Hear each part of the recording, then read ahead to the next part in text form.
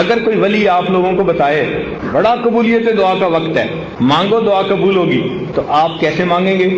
ایک سیکنڈ بھی ضائع نہیں کریں گے، رو رو کے اپنے سارے مسئلے اللہ کے سامنے بیان کریں گے، مشکلات، پریشانیاں، اور کہیں گے اللہ بس میری یہ زندگی کو سنوار دیجیے۔ اب سوچئے اگر ایک ولی کے بتانے پر آپ اتنے شوق ذوق سے دعائیں مانگتے ہیں، تو یہاں تو ولیوں کے سردار، انبیاء کے سردار، ملائکہ کے سردار، اللہ رب العزت کے پیارے محبوب صلی اللہ علیہ وسلم وہ فرما رہے ہیں کہ روزہ دار آدمی افطار کے وقت جو دعا مانگتا ہے اللہ تعالیٰ اس کی دعا کو قبول فرماتے ہیں۔ اور ہمیں کیا چاہیے؟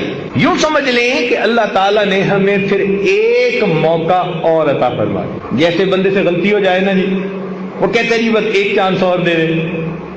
بس یوں سمجھ لیں کہ اللہ تعالیٰ نے ہم پر رحمت فرمائی، ہمیں اپنی زندگی میں اپنی گناہوں کو بخشوانے کا ایک چانس اور عطا فرما دیا۔ اب دیکھیے شیطان کو قید کر دیا، چیونٹیاں، پرندے، مچھلیاں سب کو بندے کی دعاؤں پہ لگا دیا، بندے کو بتا دیا تم جو مانگو گے تمہاری دعا قبول کر لیں گے۔ اس سے کیا پتہ چلتا ہے کہ اللہ تعالیٰ کا ارادہ خیر کا ہے، وہ بخشنے کے بہانے بنا رہے ہیں۔ اب اتنا کچھ کرنے کے باوجود بھی اگر کوئی نہ مانگے تو پھر غصہ آتا ہے کہ نہیں آتا؟ کیوں جی؟ جب اتنا کسی کو موقع دیا جائے اور وہ پھر بھی غفلت کا اظہار کرے تو پھر غصہ بھی بڑا آتا ہے۔ اب ذرا میری ایک بات کو توجہ سے سننا، میں بات مکمل کرنے لگا ہوں۔ ماں کے اندر اللہ نے شفقت رکھی ہوتی ہے، محبت رکھی ہوتی ہے۔ بچے بدتمیزی کر لیں، بے ادبی کر لیں، ماں کا دل دکھا دیں، ماں پریشان ہو جائے گی، رو لے گی، بد دعا نہیں دے گی۔ بیٹے کو بد دعا کبھی نہیں دے گی۔ کیوں؟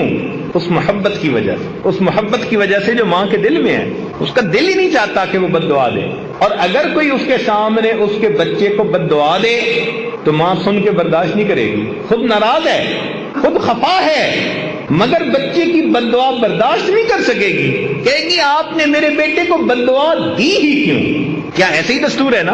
اگر ایسا دستور ہے تو ذرا توجہ سے سنیے۔ حدیث پاک میں آتا ہے کہ نبی علیہ الصلوۃ والسلام ممبر سے نیچے تشریف لا رہے تھے، آپ نے آمین کہی۔ میں پوری حدیث پاک کا تھوڑا سا حصہ جو مضمون سے متعلق ہے وہ عرض کر رہا ہوں۔ صحابہ کرام نے پوچھا اے اللہ کے نبی آج آپ نے یہ کیا فرمایا؟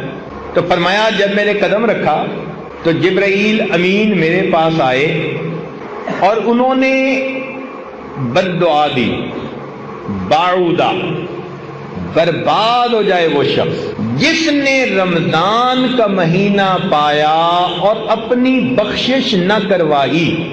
اب یہ بد دعا کس نے دی؟ جبریل علیہ السلام نے۔ اور یہ بھی ذہن میں رکھیں کہ فرشتے کوئی کام خود نہیں کرتے۔ قرآن مجید میں ہے لا یعصون اللہ ما امرہم ویفعلون ما یؤمرون، کوئی کام خود نہیں کرتے، وہی کرتے ہیں جو پروردگار کا حکم ہوتا ہے۔ اس کا مطلب ہے کہ جبریل علیہ السلام آئے نہیں، بھیجے گئے تھے اللہ تعالیٰ کی طرف سے۔ انہوں نے آ کر یہ بد دعا دی، برباد ہو جائے وہ شخص جس نے رمضان کا مہینہ پایا اور اس نے اپنی بخشش نہ کروائی۔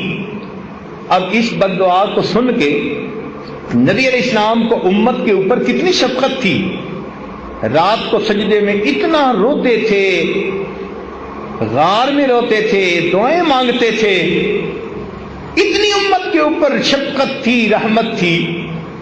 تو اگر آپ بد دعا سنتے تو آپ تو سن کے تو فوراً کہتے کہ جبرائیل بد دعا میری امت کے لیے کیوں کر رہے ہو، مگر نہیں۔